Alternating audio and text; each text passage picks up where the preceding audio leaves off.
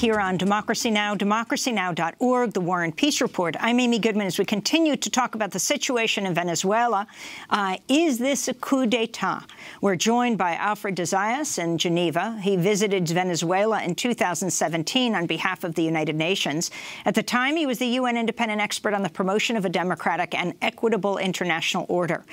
We still with us, Miguel Tinker Salas of Pomona College in California. Alfred de Zayas, welcome to Democracy Now! Talk about what we are seeing right now in Venezuela. Are we seeing a coup d'etat unfolding?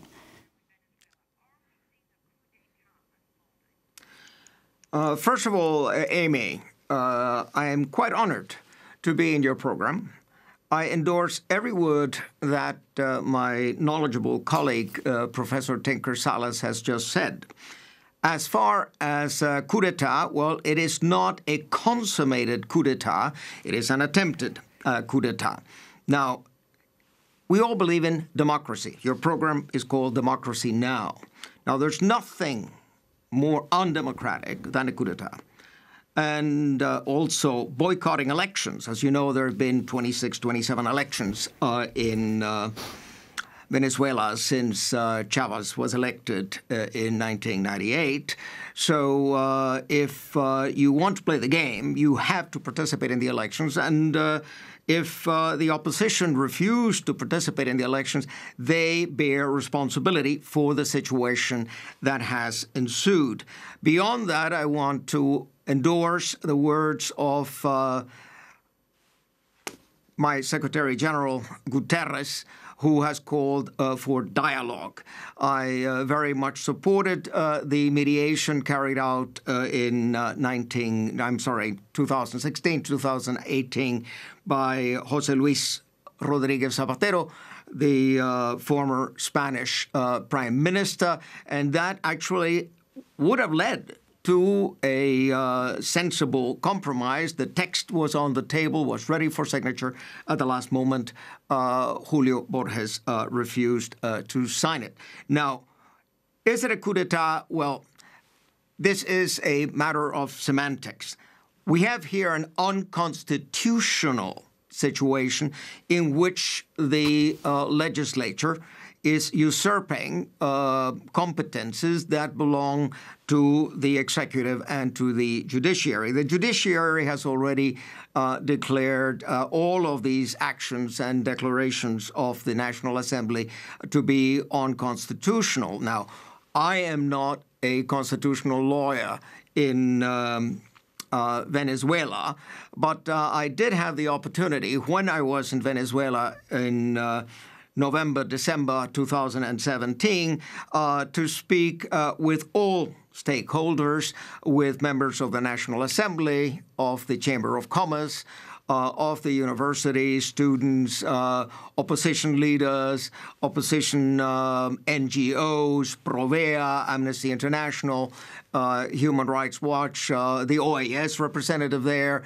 etc., and, of course, with all the ministers. Now, the function of a rapporteur is not to go around grandstanding. The function of the rapporteur is not naming and shaming. The function of a rapporteur is to listen and then to study all the relevant documentation and arrive at constructive proposals, which I formulated in my report, which was presented to the Human Rights Council last September 10, 2018. Now, I formulated many recommendations, and actually the government already implemented some of my recommendations even shortly after my visit, because I also gave the foreign minister of Venezuela, Mr. Arriaza, I gave him a 6-page confidential memorandum upon my departure. Some of that was reflected then in my report. But my concern, and I think it is a concern of every person who believes in democracy and in the rule of law, is to calm the waters. My concern is to avoid a civil war. One thing that I told to members of the opposition is that you simply cannot topple the government, and Maduro is not simply going to roll over. I mean, there are 7, 8, 9 million Venezuelans who are committed Chavistas, and you have to take them into account. What are you going to do with them if you topple the government through a coup d'etat? What are you going to do with these people? These people are most likely going to fight. Now, we don't want fighting. We don't want shedding of blood. Therefore, the only logical avenue now is to call for dialogue, and I hope that the Vatican and Mexico and Uruguay will lead the way.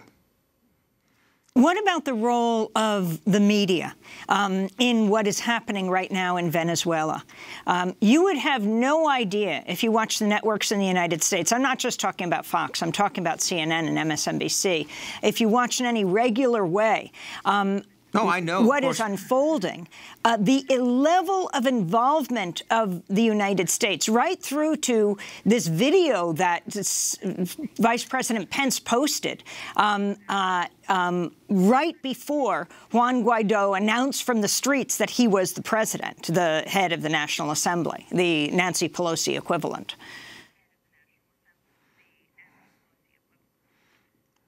Well, the mainstream media has been complicit in this attempted coup. The mainstream media has prepared through a conundrum of fake news, an atmosphere that the public should accept this regime change imposed by the United States on the people of Venezuela, because ultimately it's supposed to be for the good of the Venezuelans. Now, this reminds us of the run-up to the Iraq invasion of 2003. Now, the mainstream media supported all the lies, all the manipulations of George W. Bush and of Tony Blair to convince the world that Saddam Hussein had weapons of mass destruction. And on this excuse, it was made somewhat palatable to world public opinion that you would enter Iraq and change the government by force. Now, the fact is that here you had not only a crime of aggression, not only an illegal war, as the late Secretary General Kofi Annan in more than one occasion stated. Here you have actually a revolt of 43 states, the coalition of the willing, against international law. If there is one tenet of the UN Charter that is jus cogens, that is peremptory international law, is the prohibition of the use of force. And this attack on Iraq was conducted by 43 states in collusion, breaking all the rules of international law. Now, that was preceded by this media campaign.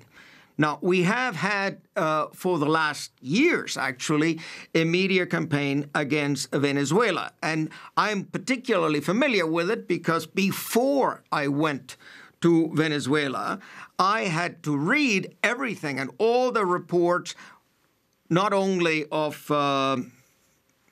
the Washington Post and of the New York Times, but also the reports of the Inter-American Commission on Human Rights, the reports of Amnesty International, Human Rights Watch, etc., proposing that there was a humanitarian crisis in Venezuela. Now, when I went to Venezuela, I again took the opportunity to interview representatives of Amnesty International and Provea and the other opposition NGOs, but I also had the opportunity to study the documents, to compare, to see the statistics, et cetera, et cetera. And of course, there was no humanitarian crisis. There was hunger. There was what we say in Spanish, zozobra. There was suffering. There was malnutrition, et cetera, et cetera. But it's not just stating that there is an economic crisis. That's not the crucial point. The crucial point is which are the causes of that so-called humanitarian crisis.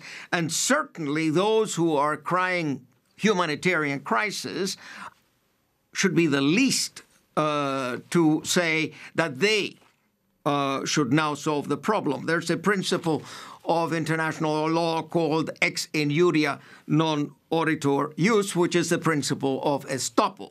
So they should be stopped from demanding regime change when they themselves are the ones who are aggravating a situation caused initially by the dramatic fall of the oil prices. I wanted to make a reference to Professor Pascualina Curcio of the University of Caracas. I had the opportunity of seeing her for a couple of hours when I was there, and she published a book called The Visible Hand of the Market. This is a book that documents the financial blockade, documents the whole complex economic war being waged against Venezuela, which reminds you of the economic war that was waged against Salvador Allende.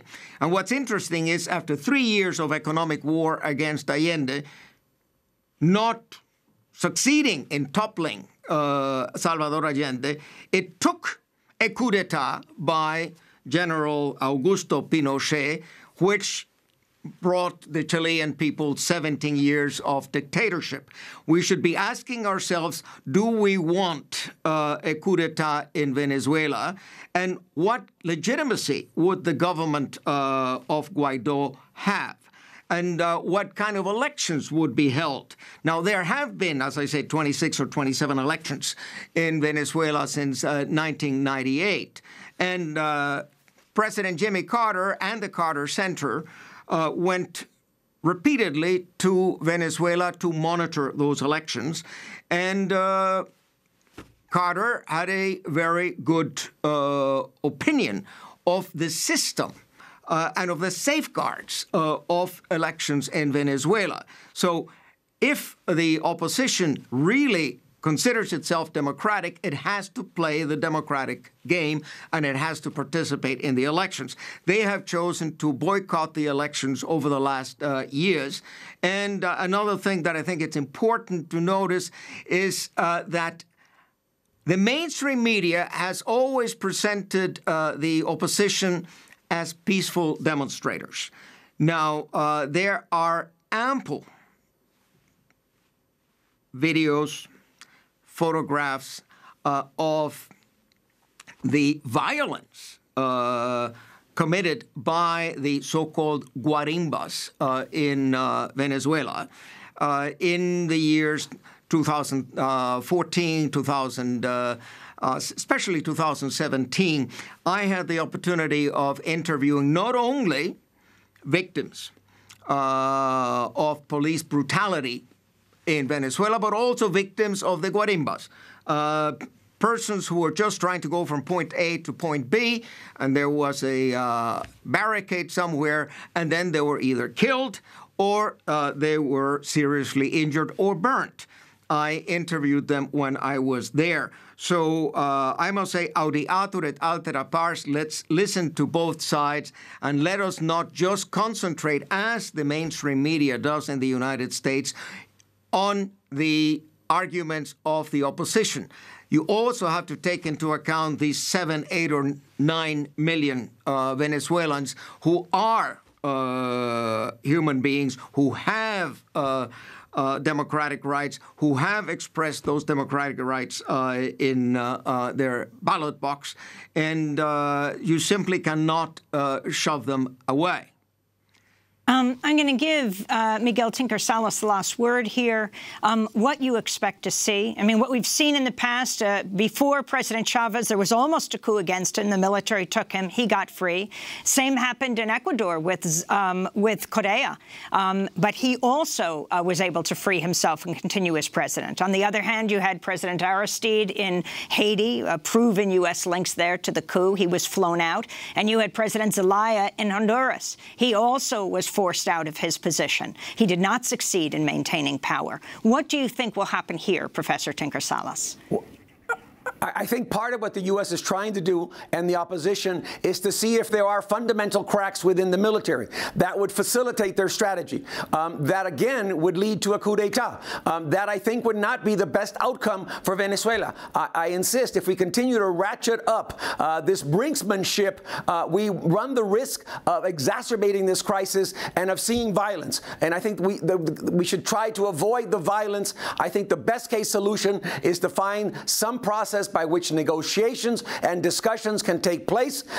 We can have cooler heads prevail and begin to have a conversation in which we recognize the presence of the other. Because if there are elections tomorrow, and if the government wins, the opposition will not recognize. If the opposition wins, the Chavista supporters will not recognize. That's a stalemate. We have to be able to break those loggerheads and find solutions in which long-term Venezuelans come to terms with the presence of the other in society and recognize the humanity of the other and find dialogue and a peaceful solution to this crisis. I want to thank you both for being with us. Miguel Tinker-Salas, professor at Pomona College, author of The Enduring Legacy, Oil, Culture, and Society in Venezuela, and Venezuela, What Everyone Needs to Know, as well as Alfred de Zayas, joining us from Geneva, Switzerland, former UN independent expert, visited Venezuela in 2017 on behalf of the United Nations.